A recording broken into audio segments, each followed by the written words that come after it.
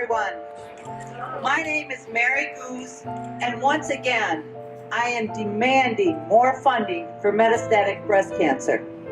It's the only breast cancer that kills. 113 women and men will die today from this disease. Last year, 2 wonderful, talented women stood up on these steps with me and requested and demanded more funding, more research, so they could have more time with their families. On December 15th, Heather McManamy was one of the 113 who died that day. Maggie Youngren passed away August 3rd. Both were too young to be gone so soon. The National Cancer Institute, the legislators in Washington, D.C., and the public have to hear why more funding is needed to be allocated towards specific drugs and treatment for those of us living with stage 4 breast cancer. Standing with me today are 2 incredible people who will share their stories about living with metastatic breast cancer, Alicia Havery and Luke Youngren. Hello everyone, my name is Alicia. I am 34 years old and have metastatic breast cancer. The day I had the cancer bomb dropped on me was just before Christmas in 2013. I went into the ER because of pain in my shoulder. I went in with pain and come out with metastatic breast cancer. Here I was, working, playing with nieces and nephews, and being the healthy one in my family. Since diagnosis, I've had 15 powerful radiation treatments, 4 different rounds of chemo meds, some lasting longer than others, never fun side effects with each.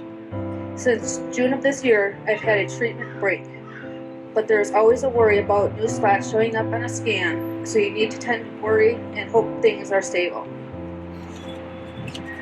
I urge you all to take some time and really educate yourself on what metastatic breast cancer is.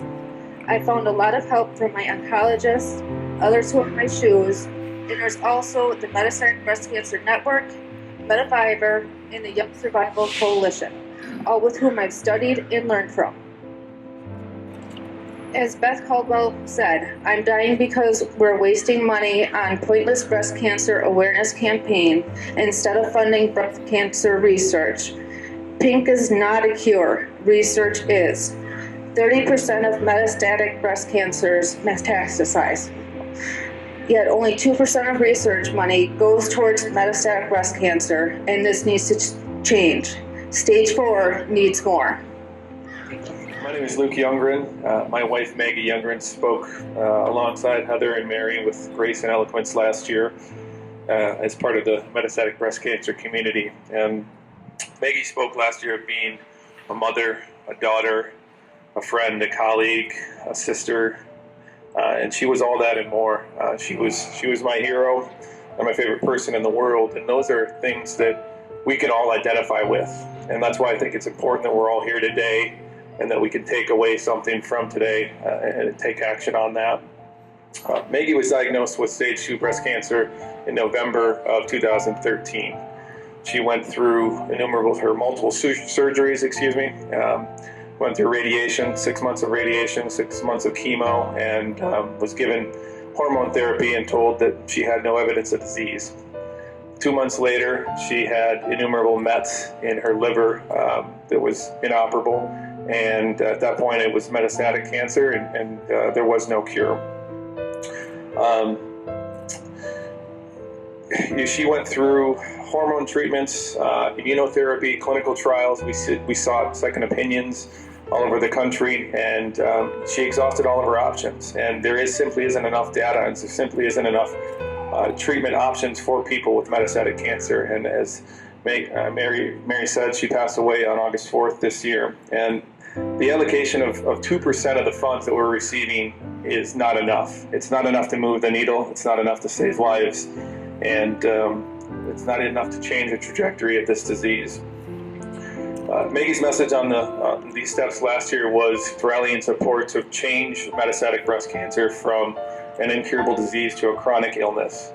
And I want to repeat some simple stats. These are daunting. 1/3 of all breast cancer diagnoses eventually metastasize and become incurable. Maggie and 40,000 others will die this year from metastatic breast cancer. 113 people every single day. The survival rate has not changed in 40 years. 40 years. We shouldn't have to lose our heroes. We shouldn't have to lose our sisters, our mothers, our sons, our daughters. It shouldn't have to happen. And that's why it's on us to stand up, to make a difference and make a change, demand more funding and more research. So I'm going to ask you today to take up a post and make a difference. Educate yourselves through the Sea of Pink to see what's really happening. Advocate that knowledge to your family, to your friends, to your colleagues, your peers, everybody. And when you get back to work today or tomorrow, tell them where you were and why you were here. Take time to let our political leaders locally and nationally know that it's time for action. What's being done today is simply not enough, and it's up to us to change that. Thank you all for being here today. You are our advocates, our supporters. A cure must be found for this deadly disease. I will fight until my last breath to make sure all our daughters and sons never have to face this disease that carries a death sentence. Because of your efforts today, a research might be on the horizon for a brighter future for our children.